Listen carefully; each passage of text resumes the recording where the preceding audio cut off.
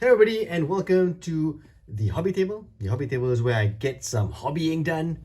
In this video, I'm going to be painting this free frame that I got with Wargames Illustrated issue 462. The link to this flip through is in the description. This is the Gladiator frame, and it's for the Blood on the Sands game, which you get free with Wargames Illustrated 462. Alright, so let's have a look at the frame real quick. There are 4 models on the frame. You have 2 gladiators, and you have a chief referee or a summa rudis.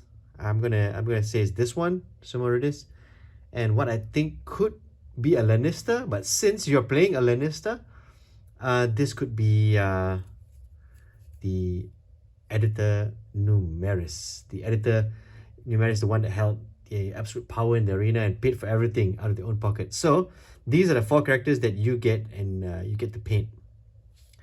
Now in the now very quickly, let me just look at the Wargames Illustrated. Now in the Wargames Illustrated, no, not the rulebook. So there's a guide for these 2 characters, so that you get Murmillo and Treyax.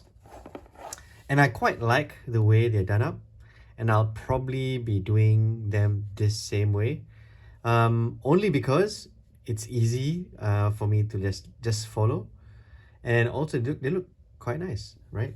One with the blue loincloth thingy and one with the white one. Excuse me, quite distinct. And then you have you know, the armor spread also looks quite nice. Now let me just move this aside for a bit. If you look at the frame, you will see there's a Thracian sword over there, and this one will be used for Thrakes. And then there's there's 2 actually, and then we have this thing. It's called the Rudis, if I'm not mistaken, and it's basically the what the referee would use to referee the Gladiator game, Gladiator combat. And then we got this shield here with a nice design. I'll probably use this one, right? I'll probably use this shield over here, only because there's a you know, I mean, if I looked at the guide, I'm just checking the guide out right here, and yes, Murmillo uses the this shield, and there's a smaller shield over here with also a nice design, and this one Trax uses, right? So it's kind of cool because the Parmola, right, and let me see, what's it called, the Scutum, right? That's right, the Scutum have nice designs on it, so I'm gonna just go with that and probably try to work out the detail. Let's have a look at the heads. The heads are also quite nice looking, and I'm going to decide between what, maybe these 2, maybe, or maybe one of these, and these will be the heads for the editor and the Summa Rudis, right? As for the helmets, right? Choice of helmets. I guess I'm gonna follow what it looks like on the rulebook, so I'll probably use that helmet over there, and I'll probably use this helmet right here. I mean, they're not exactly the same helmet, but there's some difference which I like. And then we got the plumes or the mohawk thing happening on the helmets, and I'll probably use that as well. It's a quite simple looking kit, and this shouldn't take too long to complete. In fact, I sort of like have an idea how I want to do this.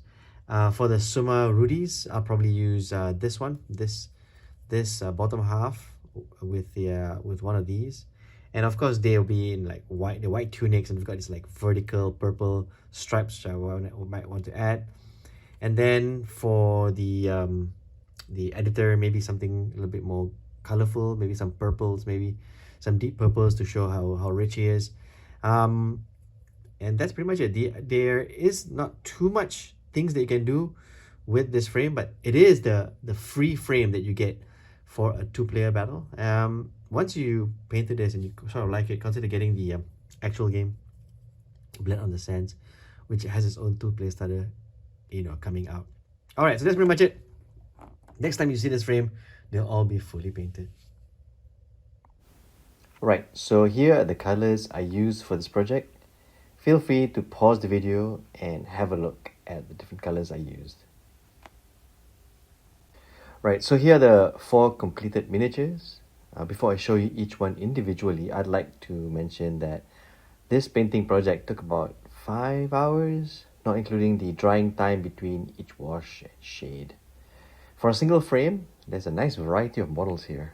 Enough to learn the game with the demo scenario, and as you can see, enough character to even create a small little finale. Let's start with the editor Muneris. This model has only 2 parts, the head and the body. There isn't much opportunity for customization apart from the different head options, so it's fairly straightforward as a build. I spent a little time choosing the right head because I wanted him to project authority without looking like a clean-shaven nobleman.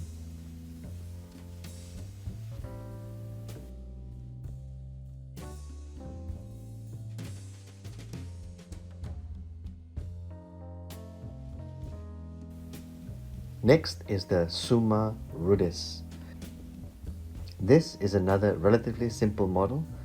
The most challenging part was painting the stripes on his tunic. I painted those lines freehand, so they took a bit of patience to get right. I chose a head sculpt that looked focused and attentive, fitting someone's job to oversee the combat. I also kept him clean-shaven to reflect the respectable nature of the Summa Rudis role.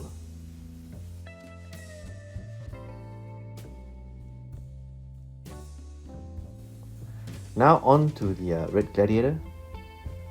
I used the rulebook as a source of inspiration for this one. He's loosely based on Murmillo, and I really like the design. It has a distinct look, and I felt it would have been a shame not to paint this version.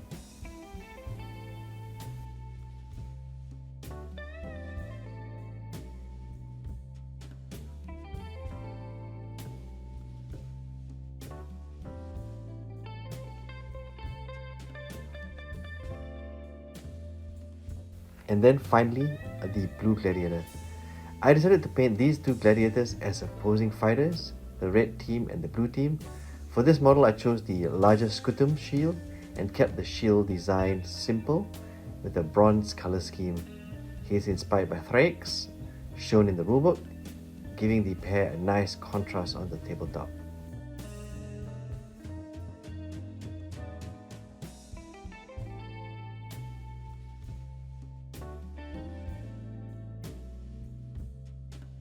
So that's the frame. It's really nice, functional set that does exactly what it's meant to do. Introduce new players to the game and provide everything you need for demo games. At the same time, the miniatures have enough personality to make them enjoyable as a painting project in their own right. I actually painted these miniatures while watching the World Cup third place playoff and the final. I know that's a bit of a random detail, but I wanted to leave it in there because it's something I'll probably smile about when I watch this again many years from now. If you enjoyed this video, don't forget to like, subscribe, and as always, don't forget to enjoy painting those figures.